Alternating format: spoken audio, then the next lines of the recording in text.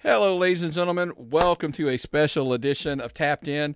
You know, we do these where it's sports sometimes, it's pop culture sometimes. And look, something really great happened this past weekend. So we're going to dive in here and talk about it in a minute. But first, let me welcome friend of the show, Lloyd, Glacier. Buddy, what's going on, man? Hey Nick, man, I'm doing good. I'm doing good. Thanks so much for having me on again. I really appreciate it, man. Well, absolutely. Like you reached out to me, and I was like, hey, look, let's tell them first of all why we're here. The movie The Unbreakable Bunch has finally released digitally. Yes. So now you can go on your favorite streaming services. Look, I'm an Apple guy, so I went to the Apple store, purchased it myself. But I know Myron purchased it on Prime Video. He's an Amazon guy. Heath purchased it on Apple Plus, Apple TV as well. So it's out there, folks, on all of your digital platforms. Is there any platforms I've missed? Like I know pretty much all of the major streaming services where you can purchase it. It's available there, correct? Yes, it is. And actually, if anyone wants to know pretty much everywhere it's available, you can just go to our website, which is theunbreakablebunchmovie.com. And Robert McLaren, who is DDP's web guy, been this for years, he did us a favor for the project and built our website for the film, and it's really, really cool. And he just recently, as of last week, added all the logos to the website. So you just scroll down. There's the video kind of page that runs at the top. So you scroll down just a little bit, it'll show all the streaming services, all the cable networks. That all you have to do is click on the logo, and it'll take you right to where you could rent or purchase the film. So it's all right there. But typically, it's on like you said, on Prime Video. It's on YouTube. It's on all the iTunes, Apple TV. Pretty much anywhere that you want to you stream, you can go find it there, and all your cable networks as well, like Xfinity, Spectrum, Cox Cable, Dish Network, all of those you can find it. So it's very easy to find. Just basically, you can just search The Unbreakable Bunch movie, and like I said, but the quick fix is just to go to the website of theunbreakablebunchmovie.com. Well, I'm going to interject a little information myself here. I do not rent this, buy this. Because Yeah. I promise you're going to watch it more than once. And I'm like, listen, for $12.99 on the Apple Store, I'm like, just buy it, like because I promise I've already watched it twice. And we were talking off air a little bit, and you were telling me a couple things that I missed. So now I got to go back and watch it a third time, at least. So absolutely buy this, support the project for a Thank you, buddy. multitude of Yeah. reasons, and we will come back as to why you got to do that as well. Yes, But absolutely. now that it's out, we can kind of talk a little bit more in detail. We're still not going to spoil anything. Like we're not going to give away anything in the movie because I think you have to absolutely go into it blind. There's there's hilarious things in this movie, action scenes, all the above. But I think when we discussed this last time, kind of the vibe you were going for, you were kind of describing what you were looking for. Yeah. That Magnificent Seven, that sci-fi, that kind of blend. Yeah. I want to first, before we get completely diving into it, you guys nailed it. Like that's exactly. I Well, told you thank my you. description off the air. You're like, Yeah. that's exactly what we were shooting for. Yeah, and it is. I mean, we worked so hard, honestly, Nick, to make a movie that is for anybody who loves professional wrestling the way we do. And as I always say, Steve Luther Wilson, my one of my best buddies, we met back in the WCW Power Plant days back around '96, and over the years, this idea of making this movie was something that just kind of it started off as just an idea.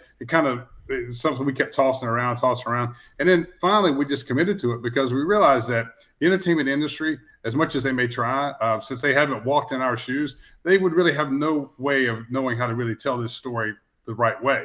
And so, we said, okay, well, there's a lot of the dark side stories and the controversial stories and the stuff, the stories that kind of make fun of wrestling and all that. I mean, I get all that, and certainly I guess there's a place for all that. But the one thing that we don't get a lot of pro wrestling movies anyway, and so we wanted to make a movie that really celebrates everything that's really good and positive and fun about professional wrestling, and we wanted to put that in a movie that really had kind of a different take on how to present it. And so there's the way we looked at it was, as you and I were talking earlier, is we knew we wanted an ensemble cast, and we are both big fans of the ensemble cast movies of the '70s. Particularly like the Magnificent Seven, the Wild Bunch, the Dirty Dozen, all those movies, and so we wanted to make a movie that had that ensemble cast. But we kind of figured, okay, well, we can tell that story, and we can show a lot of pro wrestling, which in this movie we do. We show a lot of pro wrestling,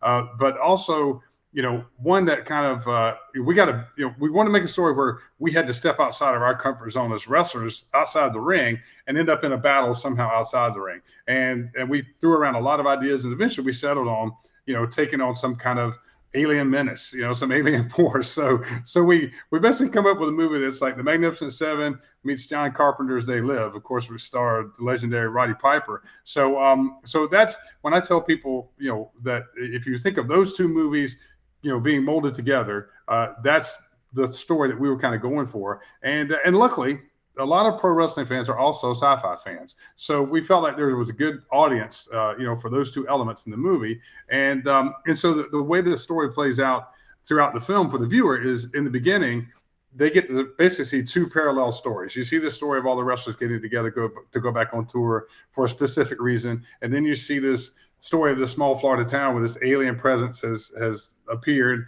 And then eventually, when we are on our tour and we have a day off and we stop in this same Florida town, then that's when the two stories collide. And eventually what happens is, we're in a position where we have the opportunity to stand with the locals and try to take back the town, and that's what we decide to do. So you get pro wrestlers in the pro wrestling world who get thrown into this world with a sci-fi element, and all of a sudden we're not just in the ring fighting for a win, we're fighting for our lives, so to speak.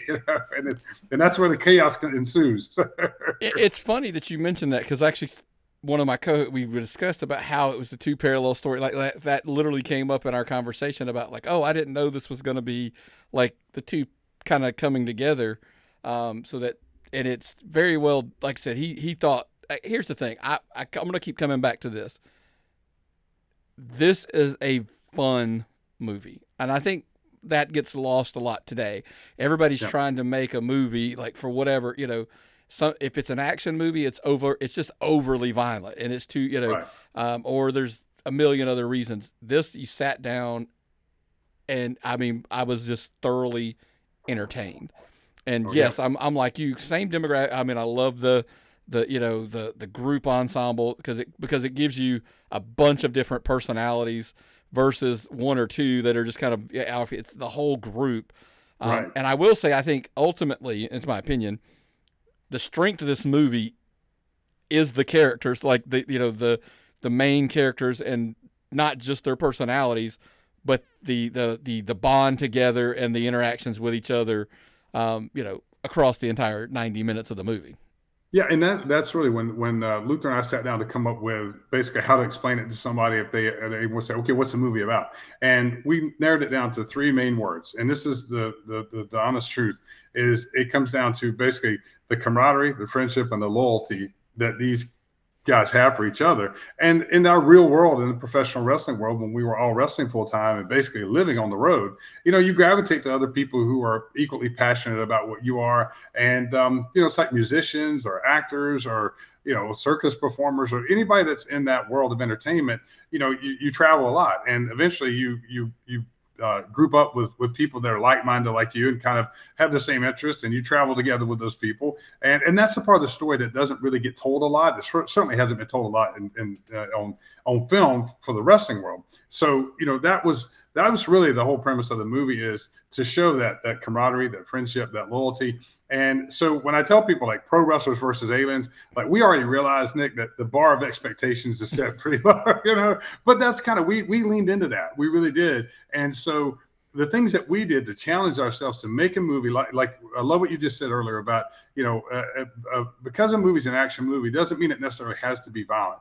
But a lot of movies today, because they can do that, they just automatically, they just have a violent movie and they just call that action. So we decided to really challenge ourselves and make a movie that is like the pro wrestling world that we grew up watching, which is basically, was pretty much a family event that you could take the whole family to, from the kids to the grandparents could go and enjoy a good family friendly wrestling show. And so in this movie, the easy thing would be to do a lot of things like that you see in a lot of the movies today, but we challenged ourselves to make a movie that literally has no profanity.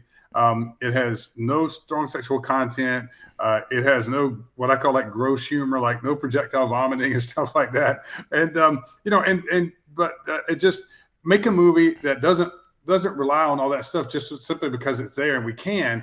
We challenged ourselves creatively to make a movie that doesn't have that stuff and still try to make a movie that holds your attention and has some peaks and valleys and really is a fun ride for you. And that's one of the things that we are really proud of, is that we made a movie like that the whole family can kind of sit down and enjoy. I mean, there's gunfire and there's explosions along with a lot of pro wrestling stuff. So it's certainly not for the little kids, but I always say, if you watch our trailer, our 1 minute trailer to the movie, and if that piques your attention, then I promise you that what you see in that trailer is basically what the movie is. I mean, there's not a bunch of overly violent stuff that you don't see in the trailer. I remember that, like I said, like Hal Needham, who was legendary stuntman who directed Smokey and the Bandit. And when they asked him, like, what was his mindset for making Smokey and the Bandit, he said the same thing. All the fun car chases in the movie. He said, the action doesn't have to be violent in the movies. And so we really used that mindset when we were making this movie. And like I said, there's a lot of great pro wrestling action. A lot of it we did in montages, so it doesn't slow the story down, but we get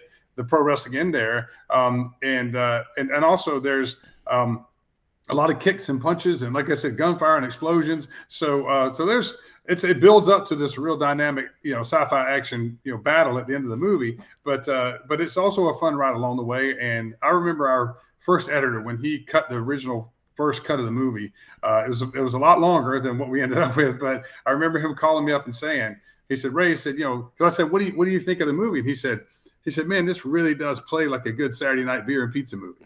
And I said, great, that's pretty much what we were going for, is that type of movie. So hopefully, Nick, you can speak to that maybe. Yeah, and what was so good about it for me, and I guess, look, I'm a little bit older, so there's probably aspects I appreciate that, that'll be just different demographics are going to take different things from this movie, because it offers a couple things. Yes, there's action. Yes, there's the wrestling and all that stuff. But I also appreciate, like, what I like about, part of what I love about an ensemble movie, like I said, I've already mentioned the relationships with each other, but it's also the dysfunctional friendship of, right. Like, hey, these guys, let's be honest, when you're kind of like, if they weren't in wrestling, why would these six guys be friends? Right. Like, probably not. Two of them, maybe three, stretching it at 3, 4. Okay. Now, 6 of them, it's not going to happen. Right. But it's also, you've got that scale of the, from legend, yes, to the, to the rookie, the younger, well, not rookie, but the younger guy, all the pieces in between, all the different backgrounds, it's like, I try and like to not give away a lot of, stuff of the movie. But like you said, it's like, why would, when I'm specifically like, and I'm looking, like, I'm trying to show people in the picture so it makes more sense. It's like, Ernest, the character he plays, Mac. Right. Like, without the relationship, why would he go? Right. And also, that's what I meant. Yeah. Yeah, and the great thing about, as you can see in the picture there, he's dressed, kind of like a pretty tough looking cowboy, and that was never really in the original script. And actually, Ernest, who everybody that's probably knows, my journey as a wrestler. I mean, Ernest and I were tag team partners in WCW. We met in '96, and we've been great friends ever since. We talk literally usually 2 or 3 times a week still. And but when we were trying to mold these characters, he came to me and he showed us this picture when he was like 5 years old, and he had this cowboy outfit on, and he just said, he goes, would you be cool with me kind of taking this character and making it more of like this kind of cowboy? I always wanted to play a cowboy, and I always wanted to be a cowboy. And I said, absolutely. So he came up with the whole idea to cut the sleeves off, the cowboy hat, just that whole look. And then so we just kind of changed his name to the Kung Fu Cowboy, Mac Brown. and it works even better than what was originally, in that. But those things are those happy accidents that you say, that never are in the original plan, but they get added later, and you go, wow, that just adds a lot of depth to the character, which adds a lot of depth to the movie. I don't mean to interrupt you, but I'm gonna ask you this. Yeah.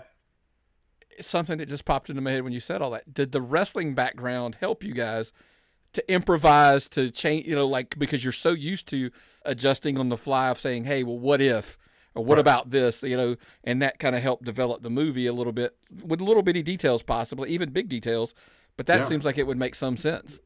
Yeah, absolutely. And that's the thing is, like, this group, like you said, maybe this group, these guys never meet each other if it not for that common bond that they all love professional wrestling and they all become professional wrestlers. So that's what connects them into this world. And and we try to do a really good job of, as you meet the characters, you get a feel for how strong and maybe how long the relationship has been based on the conversations with the characters and the conversations that other people have maybe about the characters. So that was really important to us. I always say the one thing about this movie, we were really, really determined to have a lot of depth to the characters and the story, and we wanted to have a lot of layers to the story, which we could have easily made a one-dimensional movie. It's just kind of like pro wrestlers versus aliens. It's just get out there and have fun, and it wouldn't have been the movie we wanted to make, because those are the obvious things that we wanted to put in the movie. But we know we want to tell a movie that had a great story, because without a great story, it's just like in watching a professional wrestling match. If there's not a great story that unfolds in front of you, it's real easy to get lost. And if you get lost, then you don't watch and you don't remember and you don't tell anybody about it. And so we knew we had to have a strong story with strong characters. And I always go back to, like, in the original Magnificent Seven, where, if there's anybody around our age, you'll know, Yul Brynner, Steve McQueen, Charles Bronson, all these guys that went on to have these great careers. They spend time in the beginning recruiting each one of them. You get to know them. And as they move through the movie, you see them doing stuff together. So by the time it comes for them to stand arm in arm and battle, you care about them, and so we really wanted to make sure we told that kind of story about these characters. And the other thing, there's a layer into the movie that every character, and that's the main group here, and there's like 6 of us, is that, at first, obviously they all come on the tour because the story is that there's a friend of ours in need, and it's kind of a ticking clock scenario where this person needs a certain amount of money by a certain time, and the only way we know to get that kind of money in that period of time is go out and do this wrestling tour. And so we all go to work for this wrestling promoter we all swore we never work for again. And the wrestling promoter is a great character in the movie, played by Adam Minarovich of Walking Dead fame. So if anybody's a Walking Dead fan, you'll probably recognize Adam from that series. But also the other layers of the story is that as we move through the story, the viewer kind of gets to see too, individually, there are other reasons why these guys decided to come back on this tour, that gets revealed. And it's just another layer that I don't think the viewer is going to expect to see. And but it just makes, if we did it right, hopefully it makes you care about the character without making it obvious that you're kind of, as you learn more about the character, hopefully you care more about them. So, yeah, we put a lot of effort into that. Well, and the bond, the reason it's so important, and again, without spoiling anything, is things that happen throughout like mean more. You brought up wrestling, and it's kind of, literally when I was watching it, I kind of thought this of like, we know this guy cares about this guy, Right. but he cares about this guy a little more than and Right. that's why when certain things happen, it hits closer to home and it means more. Just like in a match, I think you had to build the emotional investment, because without the emotional investment, the payoff at the end doesn't really, doesn't mean as much. And that's what this does really well. And I can't put it over, like, unbreakablebunchmovie.com, right? That's the website. Check it out. The unbreakablebunchmovie.com. Yeah. And if you just search that, because that's all of our social media is the Unbreakable Bunch Movie. So if you search Facebook, Instagram, Twitter, X, you should be able to find it pretty easily. And we try to post stuff every day right now, just because it did hit all the streaming and cable services November 1st, which is as of this taping a few days ago. So it's out there. Please go find it and support it, because here's why we're kind of like the little movie that could, and so our thing is, we want to be able to make more movies like this for wrestling fans to enjoy, and not just wrestling fans, for people who are in the wrestling industry. For any reason, if you're connected to professional wrestling and you like or love professional wrestling the way we do, we made this movie for you. And so, and if you know of someone who loves wrestling, and maybe it's not your thing, but they do, I hope you reference it to them and let them know, hey, I heard these guys talking about this movie. You ought to check it out, because the more we can get people to support the film by renting it or buying it, obviously that gives us an opportunity to go back to our investor and say, hey, we told you there was an audience for this film. The numbers reflect that. So let's go make the second one. Let's make the sequel, which is very much what we want to do. Yeah, and like I said, don't rent it, buy it. Like whether it's on Prime Video or whether it's Apple, any of the above, buy the movie, support the, like I said, because I'm with you. I'm ready. I want to see the sequel. I'm putting it out there. And like if you haven't, I've tagged it, I've shared it on our social media. You have, so if you follow us, you can click on it and follow that path to get there quick too. But I strongly recommend purchasing it. Don't rent it, purchase it. Because like I said, it's something here's why, and another reason I'm pushing so hard for people to buy it. You're going to watch it multiple times yourself, but on top of that, if your brother-in-law comes over or your brother comes over, or honestly, the boys come over and you're just hanging out, like you said, it is a great pizza and beer Saturday night, boom, pop it in. Absolutely. It's an absolute blast to check out. But I wanted to ask you, go ahead. No, I was just saying too, is something you and I talked about earlier is I always say to watch it for the first time just to enjoy it, but you're going to want to go back and watch it at least, a couple more times, whatever, because there are, like what I call, in the film industry, a lot of Easter eggs in the movie that we purposely put in there. And this movie is a lot about nostalgia for us. So, it very much plays, to the popular sci-fi action films of the 80s. And so, there's a lot of tips that they had to that style of filmmaking in the movie. And so that's on purpose. And Luther and I are both big fans of John Carpenter. And of course, John Carpenter is known for, Halloween, The Thing, like I said, They Live, and Escape from New York. There's a lot of movies that John Carpenter made that were inspirations for us. And there's a lot of John Carpenter's mindset of filmmaking sprinkled throughout our movie, and that's just kind of an homage, a tribute to him and his style of filmmaking. But also, as far as just there's certain, and I was really big on this. I want there to be little things in the movie that, as you go back and watch it again, that you maybe catch that once you see it a second, third time, it seems so obvious to you that you didn't catch it in the beginning. So once again, we really tried so hard to make a movie that wasn't just a one-dimensional, pro wrestlers versus aliens type film. And just know this, like I always say, we worked so hard on this movie because we knew we had, maybe only one chance to get this right. And we know, Luther and I knew, and our team, all the actors, all the wrestlers who acted in it, we knew that if we didn't get it right, then we had that one chance and we blew it, and we got to live with that for the rest of our lives. So we worked so hard to make a movie that you who love wrestling the way we do would really enjoy, and hopefully it makes you smile. And it's just a good fun ride, and just kind of maybe a recap on who's all in the movie. And of course you can see all this on the website, but there's the main group, just in the main group, there's Tonga Fafita, who the world knows as Haku, myself, Luther, we are two of the main characters as well. Ernest Miller, the living legend Larry Zbyszko, and the guy who plays the young, kind of wrestling star is a very, very good actor named Nicholas Logan.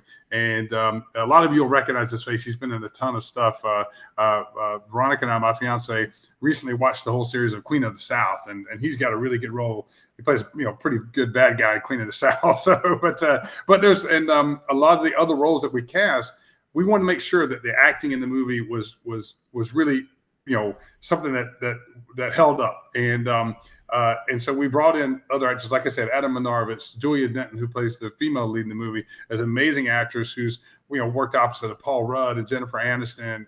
We just, some amazing actors that we knew that their performance would elevate our performance. And, the old saying, rising tide lifts all boats. And so, what I'd like to, Nick, is maybe, I don't know if you could speak to that, is, do you feel like, as far as the wrestlers, do you feel like the acting held up, as far as the entire film? I honestly, I talked to a lot of people about how well I think most wrestlers transition into that role, because it's not acting wrestling, but it is very much an improvising, you kind of get the framework of what you're doing and you kind of go from there. and the wrestlers do extremely well. And by the way, I also want to push. It's a great reason to watch this movie, to see Haku in that light, like just the Yes. different ways you get to see him. You know, obviously through you, and I've had the pleasure to meet Ernest a few times, to see him in that role. Here's the crazy one. I'm going to ask you this off because they phenomenal job. I thought they did a spectacular job. I wanted to ask you, was Legend wrestling? Was he even acting, or is that him? Like that just always strikes me of like that's him. Yeah, you know what the main characters like Haku, you know, Tonga, Ernest, Legend, Diamond Dallas Page, Stan Hansen, a lot of those guys, we wrote their roles, with a semi-autobiographical feel to them, just because we knew the wrestling fans would kind of be familiar with that, and we felt that would give a certain level of authenticity to the character anyway. But I will tell you, I mean, Legend Larry, I mean, he lives right here in my neighborhood. He's a great actor, and Stan Hansen, Stan, as far as I know, hasn't done anything since he did No Holds Barred, which is where I met him, 30 plus years ago. And so, and Stan, I think, does a great job in the film. So, I mean, but yeah, Larry, he's such a natural pro. He really is. He's completely comfortable on camera. Everybody was, but like, for instance, there's a scene in the film where my character is talking to and Larry's character in the movie is simply called Legend. And so, and there's a scene where we're talking, and originally it was a lot longer of a scene, but of course we had to learn the dialogue. It's over about 2.5 pages of dialogue, which is a lot to remember. And so, and it was a conversation back and forth, and he showed up. Everybody did. They knew their lines. Everybody was complete, pros as far as their, how they took this on. And so we shoot this scene, and the first time we shoot it, and we go all the way through the scene, and it's such a lengthy scene that the Legend actually smokes a cigarette all the way through, puts it out, and lights another one. And so, but I remember when we did the first take, and I remember that the director said cut, and I remember that one of the other crew was standing behind him, and I looked over, and she was like, kind of emotional over the scene. And I remember the director said, man, that's about as good as I could get it. He said, let's just do one more for safety. But, that's the type of stuff is that, the guys, they showed up, they took it very serious. And because they, there's, Francis Ford Coppola, the amazing director, has a great, philosophy about learning your lines. He just says, you learn your lines so you can forget your lines. And you learn them so well that you just know what your lines are, and it comes across feeling very natural. And then you can kind of, play with that some. And that's a lot of what, when the guys showed up, everybody was so prepared, and so it gave us a lot of leeway to kind of experiment some other things, to shoot things maybe slightly different, and see, in the end, when we were looking in the, to edit everything together, what works best. And what worked best a lot of times wasn't exactly what was written on the page. I mean, it was maybe a variation of that based on what the wrestlers, decided to give us, so yeah, that was great to have that, that level of professionalism, and the fact that, you can see, I mean, there's a natural camaraderie with us anyway, because we all did, kind of meet in WCW and have been friends since then. So what I hope is that, the characters have that camaraderie, but because we have that real camaraderie, I hope that really does come across in the movie, that it's a genuine feel. It does. You can tell, like, there's a couple scenes where, again, like, you're interacting with them, and you can generally, like, it's, it's from a guy's perspective, from a guy watching it. And I always say from a guy watching it, you're like, all right, these two guys are boys. Like, you can tell, like, by watching them, like, there's, even the parts where it's like the genuine caring for each other, it's like, you can see, it's like, okay, they didn't have to act too much to tap into that, like, oh yeah, this is my guy. We've been boys for years, and it's easy. Like, I will say this. I will say that I think most wrestling fans, having heard all the legends and the tales of Haku, right, will be genuinely surprised by the character that he plays. Yes. And I think he hits a home run in this. I think I was like, really, like, I am genuinely like, okay, I was not expecting that. Well, you know what? I'm so glad you brought that up, Nick. So, for someone who's seen, the film, that's exactly, I know what you're saying, and that was that was very important to us, because everyone that knows wrestling knows the legendary stories of Tonga, and Haku. They, these legendary tough stories, and we all know that to be true. And so we knew in the movie, of course, we had to, have write his character to where, he's definitely that guy in the movie, because everybody certainly wants to see that. We don't want to disappoint the audience, but anybody that knows him in real life, I mean, he literally is one of the most, one of the kindest, gentlest, people that, like, if he likes you, you're family, and he takes that very, very seriously. And we wanted to show that side of him too. That guy that really, when you hear people say that all the time, that he would give you the shirt off his back, Tonga really is one of those people who really will. If he cares about you, he'll go to the end of the earth to help you. He really will. And that's the part that we talked about, that when we made this movie, we had the idea to make this movie. Like, we want to show, the people who love wrestling like we do. We want to show people that side of the people outside of the ring, and show that, there's still that person, but here's also another layer of their personality that people normally don't get to see. And yeah, I was telling somebody just the other day that there's as you can attest to, there's a scene in the movie where Tonga gets an opportunity to be, kind of emotional in the movie, and he nails it. I mean, nails it. But you don't expect. I don't think most people go into a movie, especially a movie where it's pro wrestlers versus aliens. You expect to see a scene where Tonga is someone who's you get to see that kind heart, that kind part of his soul and his heart in the movie. And once again, we wanted to show that because, one, it was important to us that people see that, but also hopefully that makes the viewer care about his character even more.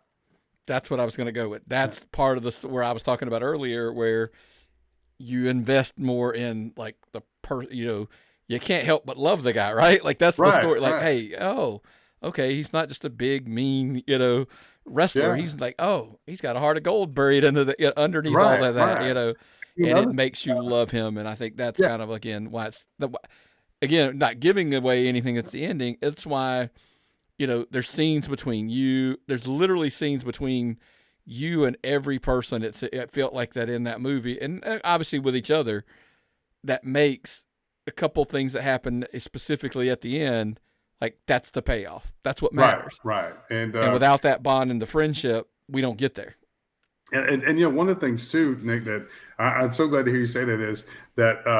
And I can ask Nick this question because obviously he's seen the movie, and I don't think we'll reveal anything. But the scene where, obviously, there's a scene where Diamond Dallas Page and I are in the scene together, and it was really one of the original first ideas I had for a scene when we first thought about putting this movie together. And I remember having dinner with Dallas and Dr. Craig Aaron, who we call Yoga Doc, at Yoga Doc's house. And I remember telling them about the scene. And I said, like, if I ever get this movie made, Dallas, I want us to do this scene. And he's like, bro, if you ever have the opportunity to get it done, count me in, And so he did. He, as a friend, he showed up and he was there. And I think he does a heck of a job in the film. I think people are going to be really, really surprised when they see, this side of him in the movie.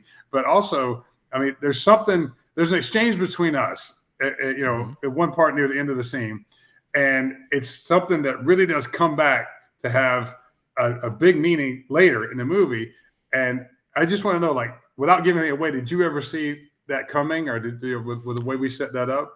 I didn't see it coming, but the second, like, that, the ending scene happened, like, I immediately did the callback. Like, I got, like, that was from there. So that makes total sense. And what you're saying, yes. Well, thankfully, I think you did get that, because I feel like we did set it up pretty. But the reason is I'm just teasing that scene a little bit for people who haven't seen the movie, is that that's just an example of, yes, we had the opportunity to really make a one-dimensional type story, but we really made a story with a lot of layers. So there are things that we set up earlier in the movie that get paid off later, which, as we say in the wrestling business, that's what really professional wrestling is if you set something up, you have to pay it off. The audience is expecting for that to happen. And sometimes we bring this up so early that you kind of tend to forget that was until you see something related to it later on in the movie, and you go, oh wow, now those two things make sense. So yeah. So if all that piques your interest, trust me, it'll make sense when you watch the movie. Absolutely. It does pays off extremely well. Again, action, aliens, pro wrestling, camaraderie with the boys. I mean, it's got all these elements mixed into this movie, the Unbreakable Bunch movie.com, right? Yeah. And so absolutely you want to check it out. Remember, buy the movie. Don't rent the movie, buy the movie. And I agree with that too. Yeah, because I mean, it's seriously, I'm not listening, guys. I mean, I'm just saying it is. I want you to be able to go back and enjoy it over and over, and it would mean a lot to us, just because once again, we're not a studio movie. We had to work very, very hard to pull our resources together to make this movie. And the one thing that was driving, I certainly hope it does well enough to where certainly we do well financially so we can make another one. But that wasn't what drove us to make this movie. That's not why we started this journey. It was to make a movie that would outlive us. Honestly, I want this movie I hope I'm around for a long time. But, like Patrick Swayze is not around anymore. But man, I'll watch Roadhouse every time it comes on. I'll watch Point Break Point Break when it comes on. And so Patrick Swayze is still entertaining me years after he's been gone. And we wanted to make a movie that was like that would kind of, and that's why, Nick, if you notice in the movie, we make the story kind of timeless. Like there's really no cell phones in the movie. There's no flat screen TVs and things like that. We didn't want to make it a period piece type movie, but we wanted to make the story kind of timeless. So, but also the one thing that y'all know that I want, it's very important to me to mention this to anyone who's considering watching the movie, and especially if you love professional wrestling, is that we worked really, really hard to protect the magic of professional wrestling in the movie, the suspension of disbelief that comes from falling in love with wrestling as a fan. And what I mean by that is we don't use a lot of insider terms in the movie. We don't necessarily expose, professional wrestling, but we tried to find a balance without preserving it without really insulting people's intelligence either. So hopefully, I don't know if you can speak to that. We tried to find a real healthy balance with that. Very much so. And by the way, I'll reference back to the scene with you in Dallas. It's a very much there's a line that's in there that's you know what I'm talking about at the very ending where I'm like, percentages matter, right? I'll say that, yes. And yes. But yeah, I think he did a good job of, because like you said, I was originally, a lot of times if that movie was made bigger, but like big budget, mega star, whatever, they're going to go out of their way to, I promise you, every insider term is dropped. Right. It's going to be literally something. And I appreciated the fact that it was I felt like pretty much all of the good parts of wrestling are in there. Right. But I'm so glad the stuff to hear you say that. Yeah, because that's what we were shooting for, to put up all the good parts. And I always say to show the good, positive side of wrestling. That was our goal. That was our mission. And the reason being is that because we had never seen a movie that had done that.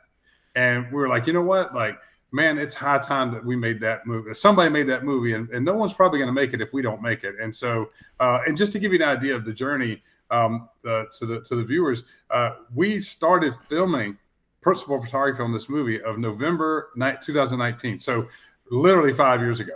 And we did principal photography during that November, December, and we did a little bit into January of 20, and then the pandemic hit, and we had to shut down like everybody else. And because we had such a big ensemble cast and crew, that to assemble everyone back together again and to kind of get everybody's schedule to match up was an enormous undertaking.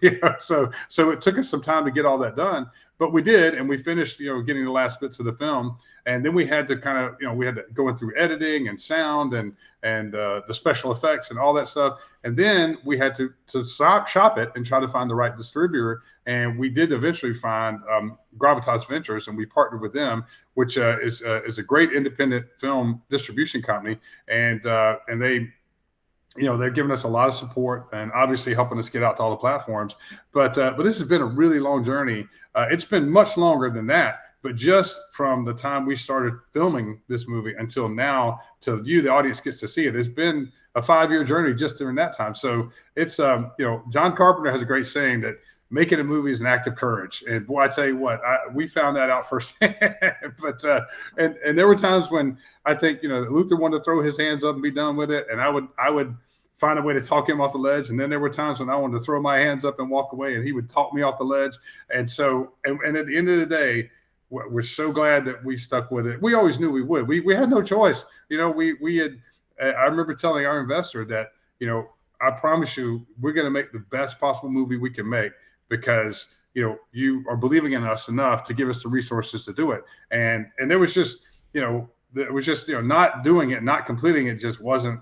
That really was not an option. Like, we knew not only did we have to, but we wanted to. We absolutely wanted to, because there's a whole world of people who love wrestling the way we do. And by God, we feel like all of you deserve a movie that makes you feel good about loving pro wrestling the way we do. So just know that we made this movie for everybody that loves wrestling, whether you're in the business or you're a fan of it, or you just know somebody who is. Please tell them about it, because we made this movie for all of you. I promise.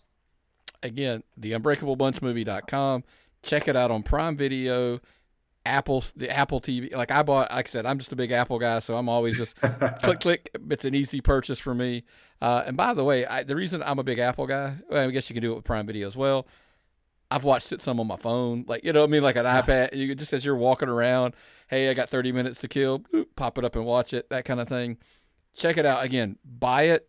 Don't rent it. Just buy it, because you're going to watch it multiple times. I promise you. Yeah. It was look. I want to congratulate you on it, man. I can't put it over enough. It was a fun ride. That's, I guess, at the end of the day, that's sometimes people try to get, when they make movies, sometimes they go too far. When I'm like, hey, this is supposed to be a fun movie. Yes. And this accomplishes that. Well, thank you. And that's really, I as you and I talked about before we started, recording, is that's what our goal was, to make a good, fun ride. And the movie comes in right at about an hour and a half. It's not a super long movie, and we did that on purpose. We know for these types of movies, there's a certain type of formula as far as time that really works. And so all we ask is, if you give us an hour and a half of your time, I promise you, we feel like you'll really be happy that you did, and hopefully happy enough to watch it again, and maybe tell somebody else who likes wrestling, and so they can enjoy it. So and maybe it'll be something you enjoy for years and years to come, because that's what we hope. That's the plan. And then hopefully we can make a sequel or two and keep you happy with those. So, but Nick, thanks so much for having me on, bro. It means everything. Absolutely, man. And look, we talked about this a little bit off air. Our plan is, now that the three of us, Heath, Myron, and I, have watched this, we're actually going to do a review behind the paywall, so people can come in if they like, hey, buy the movie, watch the movie, then come check out our review and let us know which, do you agree, disagree, and all that kind of stuff. And by, tappedoutpod@gmail.com afterwards. I always joke and say, send all your reviews there. And that's what we'll do. And listen, after it's been out a little while, who knows? Maybe we have you come back again. Maybe do a Q&A. Here's what I'll do. tappedoutpod@gmail.com. For the people that go out, they buy this movie, rent the movie, but we prefer you buy it. Send Q&A questions to me. And if we gather up enough questions, I'll reach back out to you, have you back on to just do a Q&A about the movie. How's that sound? That'd be great. That'd be great. I'd love to do it. Yeah, not our questions. Get their questions. Let them come up with all the good stuff. But man, I appreciate, as always, your time. I mean, look, you know how highly I think of you. One of the nicest guys. I always tell everybody, when they don't believe me, I say, Ray's one of the nicest guys that you're ever going to meet, especially in the wrestling business. Probably too nice to be in the wrestling business at times. I've heard that a few times. So. Oh, yeah, absolutely. But, man, I appreciate your time to come on and talk to us about the movie. If you accomplished your goals, with everything you said you tried to achieve with the movie, my feedback to you would be, go back and tell them, mission accomplished.